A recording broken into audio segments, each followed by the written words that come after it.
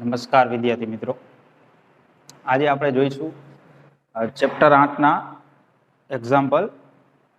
આગળ આપણે થોડા એક્ઝામ્પલ જોયા હતા, બીજા જોઈએ હવે. સ્વાધ્યાયમાં ત્રીજો દાખલો છે, જોઈ.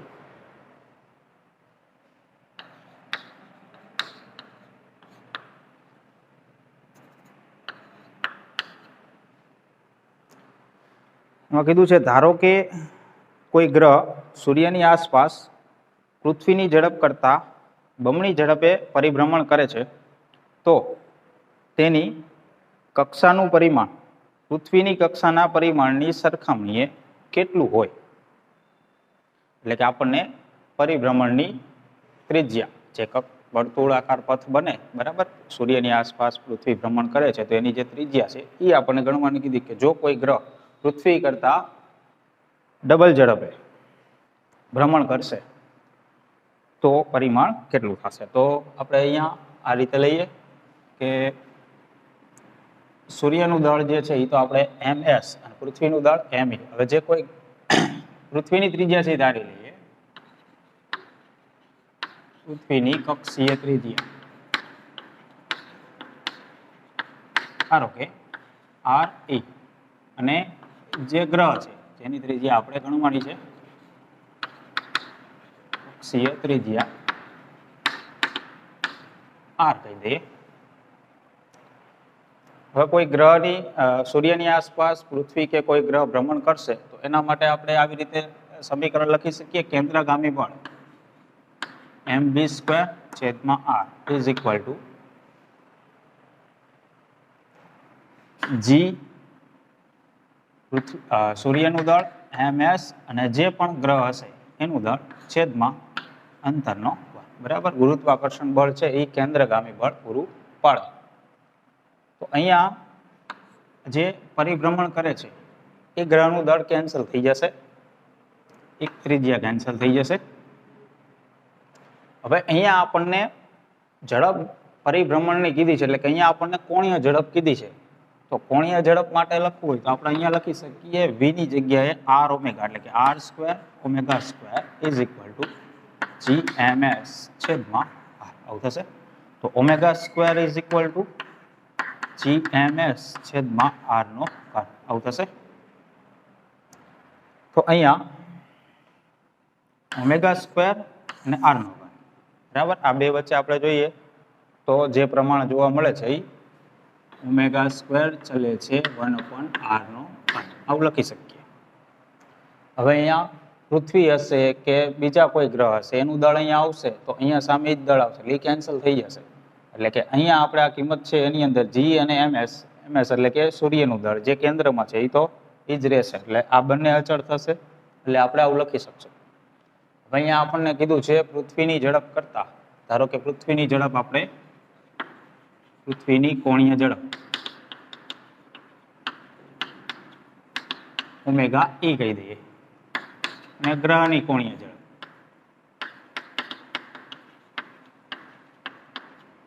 જેને ω કહીએ, તો ω બરાબર 2ω e. આ રીતે આપણને રકમની અંદર કીધું છે કે ગ્રહની કોણીય ઝડપ જે છે એ પૃથ્વીની કોણીય ઝડપ કરતા 2 ગણી છે, બરાબર, એવું કીધું.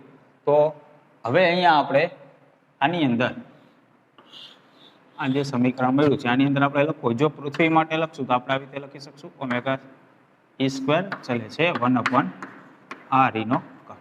એ જ રીતે ગ્રહ માટે લખવું હોય તો ω² ચલે છે 1/r નો ઘાત, આવી રીતે થશે. ગુણોત્તર લઈએ તો ω² છેદમાં ω² ઇઝ ઇક્વલ ટુ આ બાજુની સાઈડ ઉલટાઈ જશે r નો ઘન છેદમાં r નો ઘાત, આવું થશે. તો અહીંયા કિંમત લખી દઈએ, અહીંયા આ સ્ક્વેર છે, અહીંયા ઘન છે, બરાબર. અહીંયા આપણે આવી રીતે લખી શકીએ આના ઉપરથી, તો ω e છેદમાં ω, તો આ બાજુ શું થશે 1/2, બરાબર. તો અહીંયા આપણે એવું લખી શકીએ 1/2 આનો સ્ક્વેર, બરાબર, r નો ઘન છેદમાં r નો ઘાત, આવું થશે. તો r નો ઘન બરાબર કેટલું થશે? તો અહીંયા 1/8 એવું આવશે. તો r નો ઘન બરાબર r નો ઘન છેદમાં 8 આવું થશે. સોરી, સ્ક્વેર છે એટલે કેટલું આવશે? 4. તો બંને બાજુ ઘનમૂળ લઈએ તો r બરાબર અહીંયા r, અહીંયા 4 નું ઘનમૂળ આવશે તો r બરાબર, હવે અહીંયા કક્ષીય ત્રિજ્યા આપણને આપેલી નથી તો આપણે r એટલું જ રહેવા દઈએ, આ કિંમત ગણવા આપવાની. તો 4 નું ઘનમૂળ કાઢવાનું અને 1 ના છેદમાં બરાબર તો એ ગણી નાખવાનું, એટલે એ લગભગ આવશે 0.63 r આવું થશે. તો 0.63 આવ્યું અને r એટલે કે પૃથ્વીની કક્ષીય ત્રિજ્યા. તો સૂર્યના ફરતે પૃથ્વી જે ભ્રમણ કરે છે એના કરતા 0.63 છે એટલે કે ઓછી ત્રિજ્યા હશે એ ગ્રહની, કે જે ગ્રહ પૃથ્વી કરતા ડબલ ઝડપથી ભ્રમણ કરે છે, બરાબર, એવું આપણે કહી શકીએ. બીજું એક્ઝામ્પલ જોઈએ.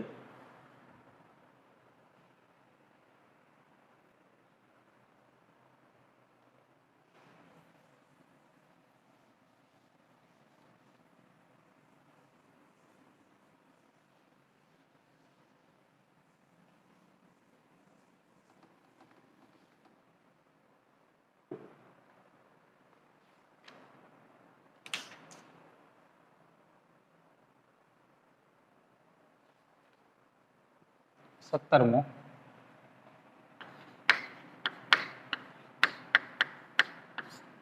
સ્વાધ્યાયમાં 17મો એક્ઝામ્પલ જુઓ. પૃથ્વીની સપાટી પરથી 5 કિલોમીટર પ્રતિ સેકન્ડની ઝડપે ઉધ્વ દિશામાં એક રોકેટ છોડવામાં આવે છે. તો પૃથ્વી પર પાછા ફરતા અગાઉ રોકેટ કેટલે દૂર સુધી જશે? પૃથ્વીનું દળ આપ્યું છે, પૃથ્વીની સરેરાશ ત્રિજ્યા આપી છે, જીની કિંમત આપી છે, તો લખી દઈએ પૃથ્વીનું દળ mi બરાબર 6 ગુણ્યા 10⁻²4 કિલોગ્રામ. ત્રિજ્યા આપી છે એટલે કે સરેરાશ અંતર 6.4 ગુણ્યા 10⁻6 મીટર. જીની કિંમત 6.67 ગુણ્યા 10⁻11 ન્યૂટન મીટર સ્ક્વેર કિલોગ્રામ -2. બરાબર, બધી કિંમત SI એકમમાં આપેલી છે અને ઝડપ કીધી છે 5 કિલોમીટર પ્રતિ સેકન્ડ. આટલી ઝડપથી ફેંકવામાં આવે છે પૃથ્વીની સપાટી પરથી. આપણે જાણીએ છીએ કે કોઈ પણ પદાર્થને પૃથ્વીની સપાટી પરથી કેટલી ઝડપે ફેંકીએ તો પૃથ્વીના ગુરુત્વ ક્ષેત્રની બહાર જાય. તો આપણે નિષ્ક્રમણ ઝડપ જેને કહીએ, જે આપણે ગણી હતી 11.2 કિલોમીટર પ્રતિ સેકન્ડ, તો એના કરતાં તો ઓછી ઝડપે જ ફેંકવામાં આવે છે, 5 કિલોમીટર પ્રતિ સેકન્ડે ફેંકવામાં આવે છે. એટલે એ પદાર્થ અમુક ઊંચાઈ સુધી જશે અને ત્યાંથી પાછો આવશે. તો આપણે આ રીતે વિચારીએ કે ધારો કે પૃથ્વીની ત્રિજ્યા RE બરાબર, અહીંયાથી કોઈ એક પદાર્થને આપણે v જેટલી ઝડપથી ફેંકીએ, v એટલે કે ધારો કે 5 કિલોમીટર પ્રતિ સેકન્ડ, તે અમુક ઊંચાઈ સુધી જશે, ધારો કે અહીંયા સુધી જાય, પછી અહીંયાથી પાછો આવશે. તો આ અંતર પૃથ્વીની સપાટીથી ઊંચાઈ, જેને આપણે h કહીએ, આ આપણે ગણવાનું છે કે h કેટલું હશે. તો પૃથ્વીની સપાટી પરથી આપણે પદાર્થને ફેંકી છીએ તો જે મહત્તમ ઊંચાઈએ પહોંચશે ત્યાં એ સ્થિર થઈ જશે, એટલે કે અહીંયા ઝડપ કેટલી હશે એની 0 હશે, ફરી પાછો ત્યાંથી પાછો આવશે. તો આપણે આ અંતર ગણવાનું કીધું છે કે જ્યાં પૃથ્વી પર પાછા આવ્યા અગાઉ રોકેટે કેટલું દૂર ગયું હશે, એટલે કે આ અંતર આપણે ગણવાનું છે. તો આપણે અહીંયા યાંત્રિક ઉર્જા સરખાવી દઈએ સપાટી ઉપર અને જે જગ્યાએથી પાછો આવે છે, એટલે કે h ઊંચાઈએ, બરાબર. તો આપણે આવી રીતે લખીએ, પૃથ્વીની સપાટી પર કુલ ઉર્જા બરાબર h ઊંચાઈએ કુલ ઉર્જા બરાબર, કુલ ઉર્જા એટલે કે ગતિ ઉર્જા પ્લસ સ્થિતિ ઉર્જા. તો સપાટી ઉપર ગતિ ઉર્જા, તો કે પદાર્થનું જે રોકેટ કીધું છે એનું દળ ધારો કે m જેટલું છે, બરાબર. તો આપણે આવી રીતે લખી શકીએ 1/2 mv². એટલી ગતિ ઉર્જા સપાટી ઉપર હશે પ્લસ સ્થિતિ ઉર્જા. તો સ્થિતિ ઉર્જા સપાટી ઉપર લખવી હોય તો રોકેટનું દળ m જેટલું છે, પૃથ્વીનું દળ me જેટલું છે. આપણે આવું લખી શકીએ -g me m છેદમાં re. કેમ કે સપાટી ઉપર છે તો અંતર કેટલું થશે? re જેટલું. બરાબર. h ઊંચાઈ એટલે કે અહીંયા ગતિ ઉર્જા કેટલી? તો કે ઝડપ કેટલી છે? 0. તો ઝડપ 0 હશે તો ગતિ ઉર્જા 0 પ્લસ અહીંયા સ્થિતિ ઉર્જા કેટલી? તો h ઊંચાઈ એ સ્થિતિ ઉર્જા લખવી તો -g પૃથ્વીનું દળ, રોકેટનું દળ છેદમાં અંતર. તો હવે અહીંયાથી આ અંતર કેટલું થાય? તો કે re પ્લસ h. બરાબર. તો જો હવે આ કિંમતો આપણે લખી છે, આમાં આપણે ગણવાનું શું છે? તો કે h. બાકીની કિંમતો આપણી પાસે છે તો કે જો દળ આપણી પાસે નથી. કયું? તો કે રોકેટ. પણ એ તો કેન્સલ થઈ જશે.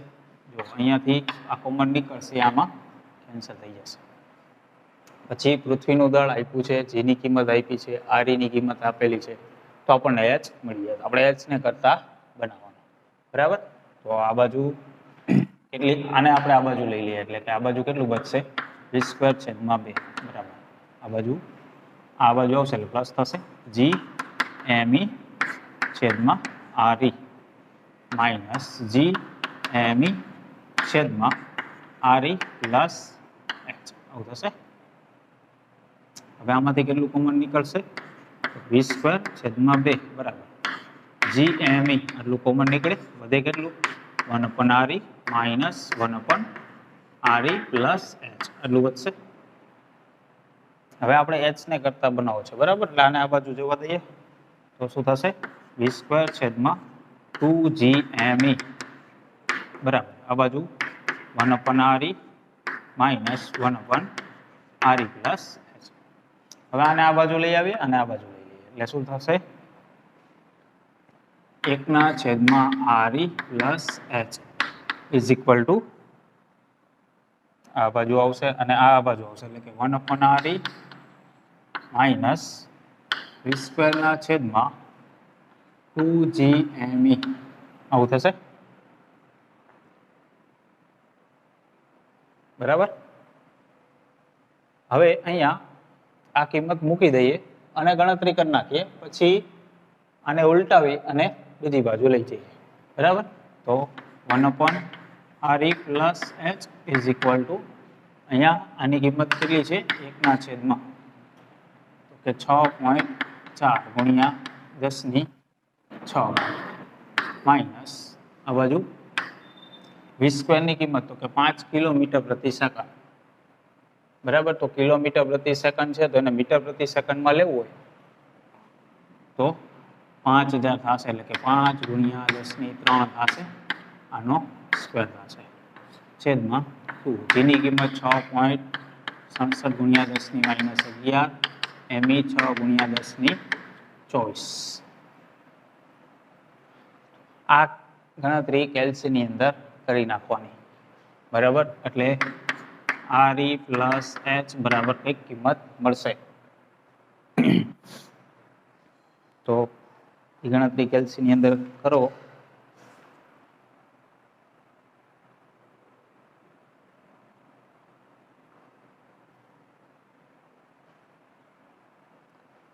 પછી અહીંયા જે જવાબ આવશે, બરાબર, એને કઈ રીતે લેશો ગણતરીમાં? તો કે ઉલટાવાનું. એટલે કે re પ્લસ h બરાબર અહીંયા જે આન્સર આવ્યો હશે એ આ રીતે છેદમાં જશે. પછી આને એમાંથી બાદ કરવાનું. h બરાબર અહીંયા જે જવાબ આવ્યો હશે એમાંથી re બાદ થશે.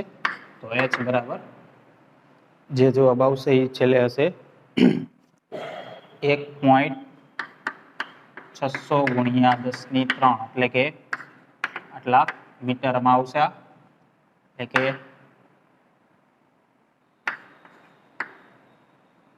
કિલોમીટરની અંદર આપણે ફેરવવું હોય તો 1.6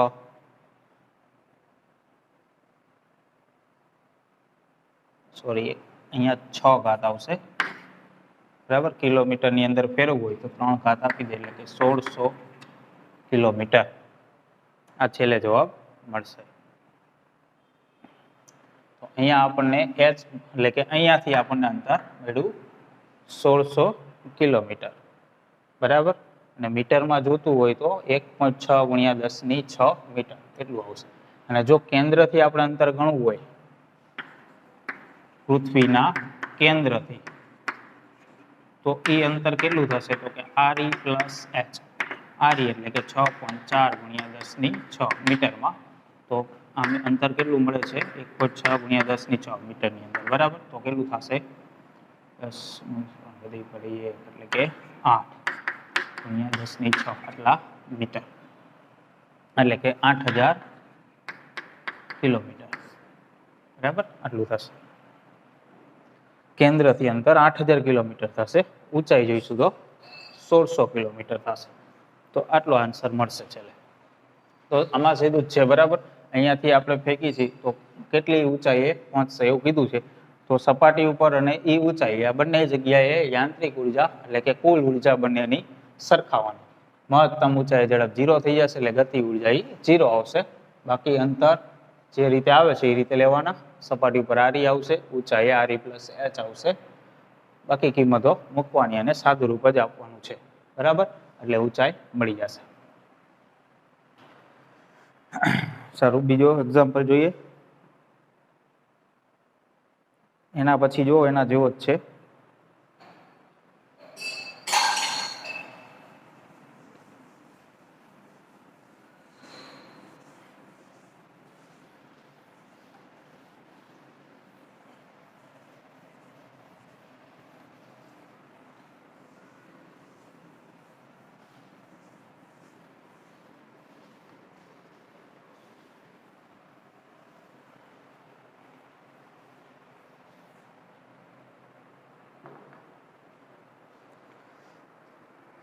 અઢારમો દાખલો.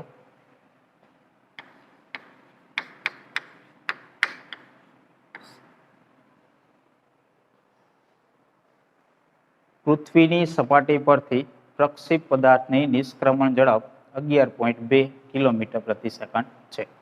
તો અહીંયા આપણને પૃથ્વી માટે નિષ્ક્રમણ ઝડપ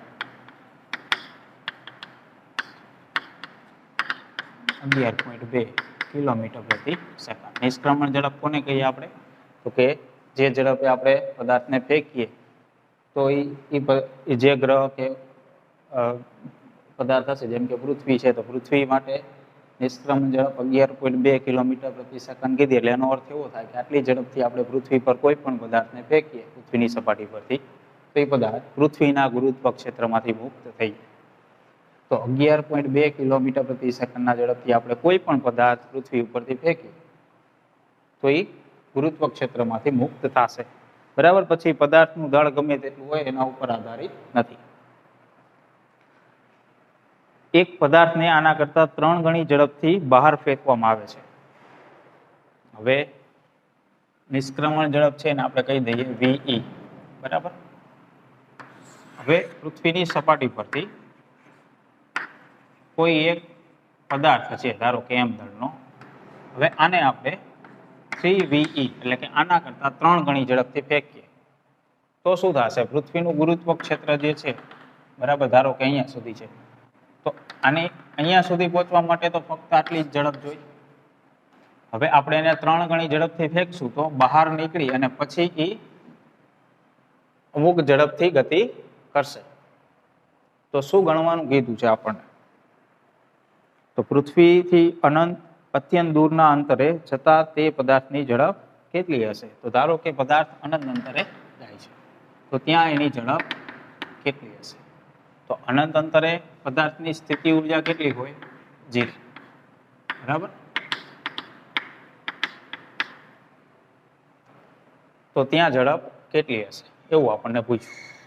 તો આપણે અહીંયા એ જ રીતે ગણીએ તો કે પૃથ્વીની સપાટી પર કુલ ઉર્જા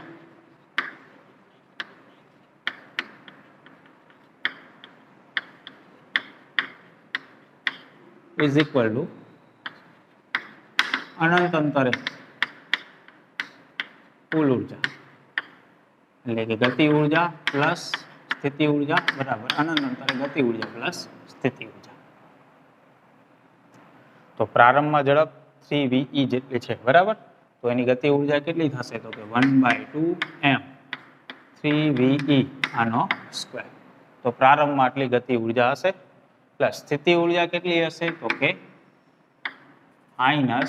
-gme પૃથ્વીનું દળ પદાર્થનું દળ છેદમાં સપાટી ઉપર કીધું છે એટલે ત્રિજ્યા જેટલું અંતર આવશે પૃથ્વીનું બરાબર re બરાબર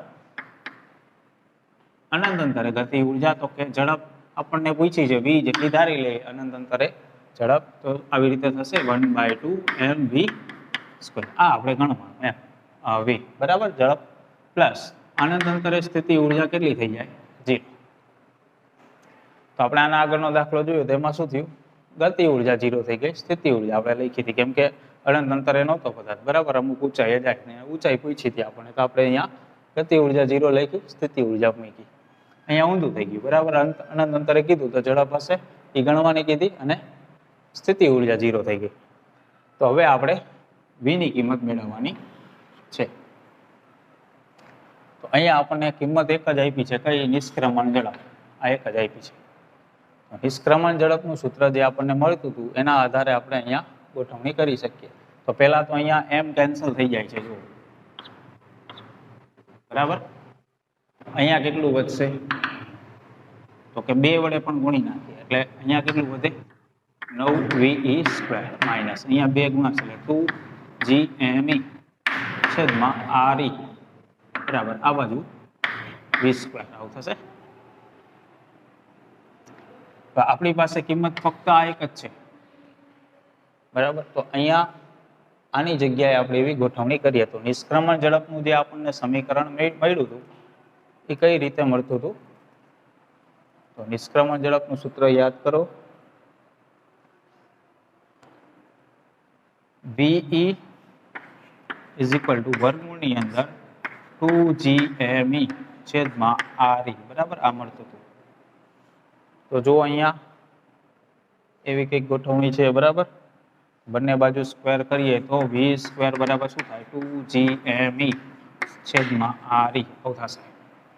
એટલે કે આપણે આ જગ્યાએ શું લખી શકીએ v સ્ક્વેર લખી શકીએ.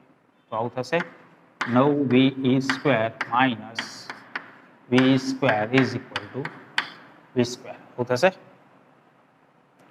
તો v સ્ક્વેર બરાબર શું થશે અહીંયા થશે 8ve સ્ક્વેર આવું થશે. v બરાબર શું થશે 8 નું વર્ગમૂળ ઇન્ટુ ve આવું થશે. તો v બરાબર 8 નું વર્ગમૂળ કેટલું થશે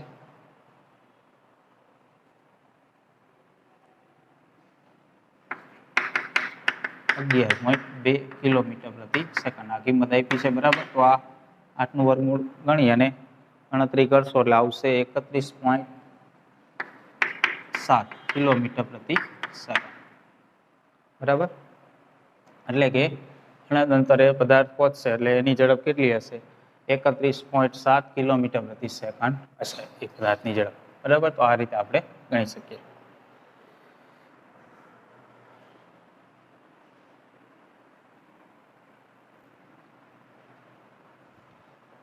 એના પછી જોઈએ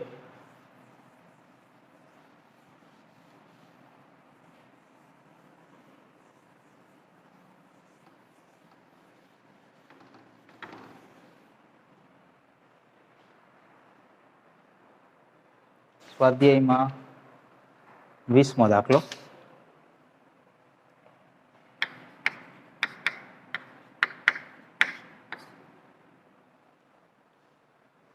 દરેકનું એક સોલાર એટલે કે સૂર્ય જેટલું દળ ધરાવતા 2 તારા એકબીજા તરફ સન્મુખ સંઘાત માટે જઈ રહ્યા છે. જ્યારે તેઓ 10⁹ કિલોમીટર અંતરે હોય ત્યારે તેમની ઝડપ અવગણ્ય છે. એટલે કે અહીંયા 2 તારાઓ કીધા છે ધારો કે જેમની ત્રિજ્યા r જેટલી હોય 2 તારાઓ જેનું દળ સૂર્ય જેટલું છે એટલે કે 2 × 10⁻30 કિલોગ્રામ આટલું દળ છે બંને આ રીતે એકબીજા તરફ ગતિ કરે છે ને આ જગ્યાએ ધારો કે બંને અથડાશે. ત્યારે બે વચ્ચેનું અંતર પ્રારંભમાં આપણને કીધું છે 10⁹ કિલોમીટર, એટલે કે મીટરની અંદર કહીએ તો 10⁻12 મીટર આટલું અંતર છે. અને જ્યારે શરૂઆતમાં આટલા અંતરે છે ત્યારે એની ઝડપ અવગણ્ય છે, એટલે કે ઝડપ શરૂઆતમાં 0 છે બંને. પછી શું કીધું છે? તેઓ કેટલી ઝડપથી એકબીજાને અથડાશે. દરેક તારાની ત્રિજ્યા 10⁴ કિલોમીટર છે. સંઘાત થયા વિના તારાઓ વિકૃત થતા નથી તેમ ધારો. અને જેની કિંમત જે આપણે લઈ છે એ લેવાની કીધી. તો અથડાશે ત્યારે એની ઝડપ, ધારો કે અથડાશે ત્યારે આ રીતે સ્થિતિ હશે, બરાબર. તો બે વચ્ચેનું અંતર કેટલું હશે? તો અહીંયાથી r જેટલું, અહીંયાથી અને અહીંયા ત્રિજ્યા પણ આપણને આપેલી છે 10⁴ કિલોમીટર તારાની ત્રિજ્યા. તો અથડાશે ત્યારે આ રીતે સ્થિતિ હશે, બરાબર. તો ત્યારે ઝડપ કેટલી હશે? અથડાશે ત્યારે બંનેની ઝડપ કેટલી હશે એ ગણવાની કીધી. તો અથડામણ પહેલા અને અથડામણ બાદ બંને સ્થિતિમાં આપણે એની ગતિ ઉર્જા અને સ્થિતિ ઉર્જા, એટલે કે એની કુલ ઉર્જાની સરખામણી કરી તો આપણને અથડાશે ત્યારની ઝડપ મળશે, બરાબર. તો અથડામણ પહેલા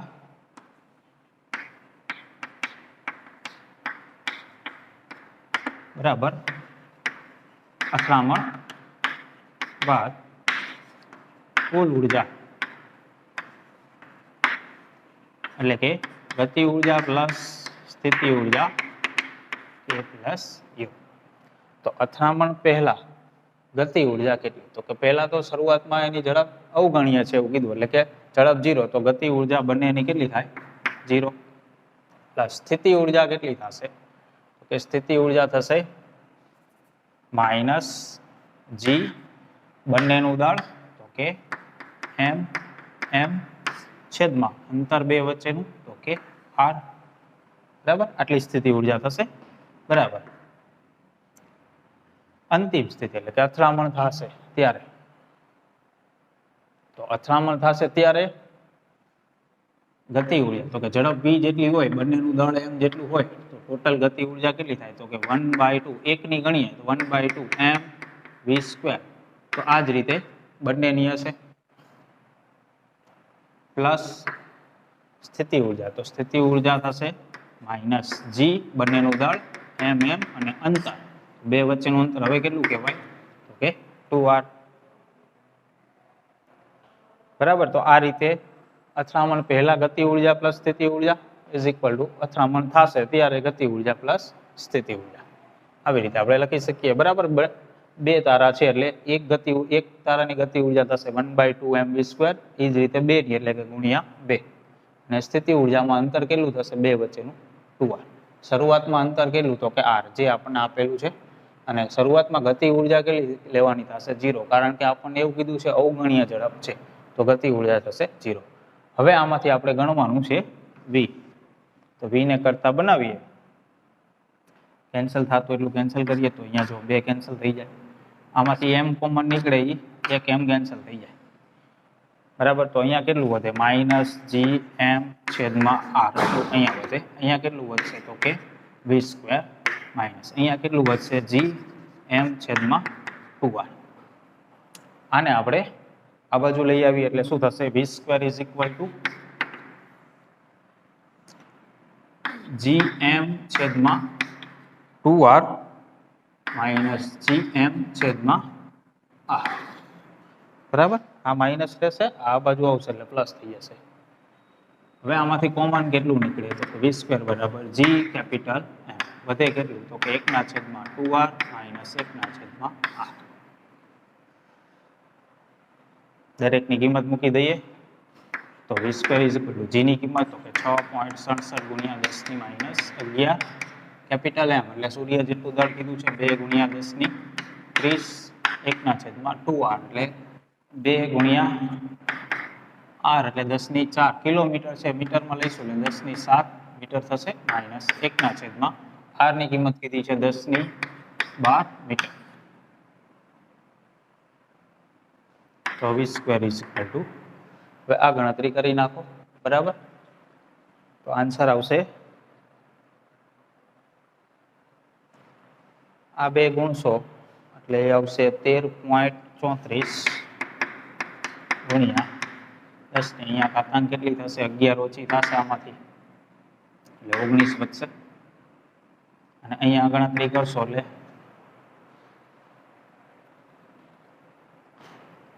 એમાંથી ઘાતાંક 10 ની 7 છે એ કાઢી લઈએ એટલે 10 ની -7 કોમન નીકળી જશે, અહીંયા વધશે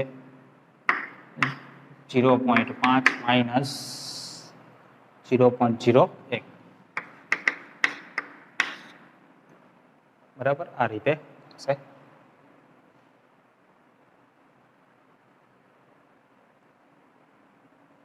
તો આ ગણતરી કરશો એટલે v સ્ક્વેર બરાબર આન્સર આવશે, v સ્ક્વેર બરાબર આવશે 6.53 ગુણ્યા 10 ની 12, આનું વર્ગમૂળ કાઢી નાખવાનું એટલે v બરાબર આવશે 2.5566 ગુણ્યા 10 ની 6. તો v બરાબર એપ્રોક્સિમેટ કેટલું કહેવાય, તો કે 2.6 ગુણ્યા 10 ની 6 મીટર પ્રતિ સેકન્ડ, બરાબર. આટલો આન્સર આવશે.